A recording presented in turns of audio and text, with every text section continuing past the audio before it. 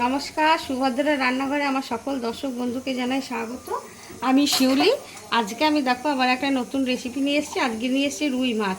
আজকে আমি রুই মাছের একটা রেসিপি বানাবো। তার জন্য আমি 4 পিস রুই মাছ নিয়ে নিয়েছি।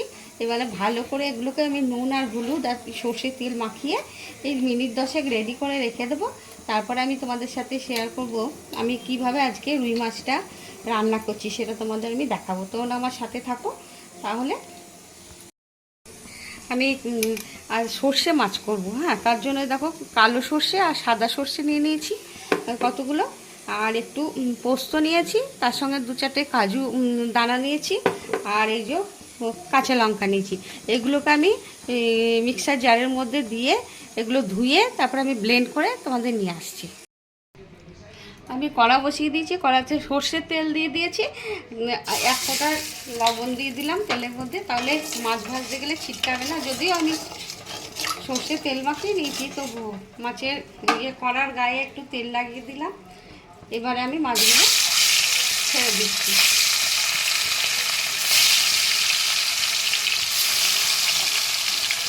এবারে আমি মাছগুলো ভালো করে ভেজে তুলে নিচ্ছি। আমার মাছগুলো দেখো লাল লাল করে ভাজা হয়ে গেছে। এবারে আমি মাছগুলোকে তুলে নিচ্ছি।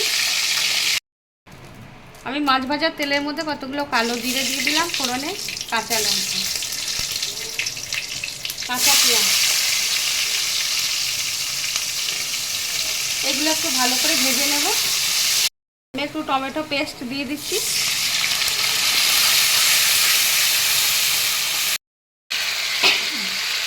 হলুদ গুঁড়ো দিয়ে দিলাম, কাশ্মীরি চিলি পাউডার দিলাম একটু। এবার আমি ভালো করে একটু মশলাটা কষিয়ে নেব। একটু লবণ দিয়ে দিচ্ছি, স্বাদ অনুযায়ী লবণ দিয়ে দিলাম, পরিমাণ মতো লবণ। কয়েক দানা চিনি দিয়ে দিচ্ছি। চিনিটা সবসময় আমি বলি রান্নায় ব্যালেন্স আনে, স্বাদ আনে ভালো। দেখো মশলাটা পুরো কষানো হয়ে গেছে, তেল ছাড়তে শুরু করে দিয়েছে। এবার আমি একটু জল দেব। এই মিক্সার জারটা ধুয়ে একটু জল দিয়ে দিলাম। জলটা ফুটে গেলেই আমি মাছগুলো দিয়ে দেবো। দেখো এবারে গ্রেভিটা ফুটে গেছে, এবার আমি মাছগুলো দিয়ে দিচ্ছি।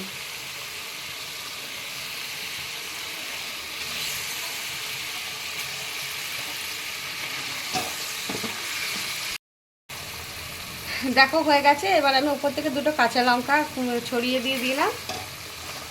একদম আমার রেডি মাছের ঝাল, মানে সর্ষে দিয়ে রুই মাছের ঝাল রেডি।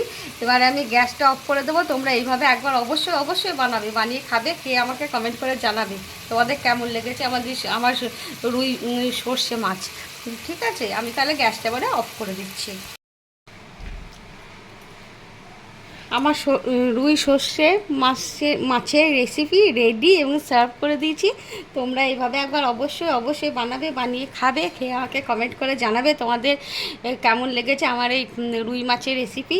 তো তোমরা সবাই ভালো থাকবে, সুস্থ থাকবে। তোমাদেরকে সকলকে জানাই অসংখ্য অসংখ্য ধন্যবাদ, অনেক অনেক ভালোবাসা, নমস্কার। তোমরা আমার সাথে এইভাবে পাশে থাকার জন্য আমি এক পাক করে এগিয়ে যাচ্ছি, যার জন্য আবার বলছি তোমাদেরকে জানাচ্ছি আমি অসংখ্য ধন্যবাদ।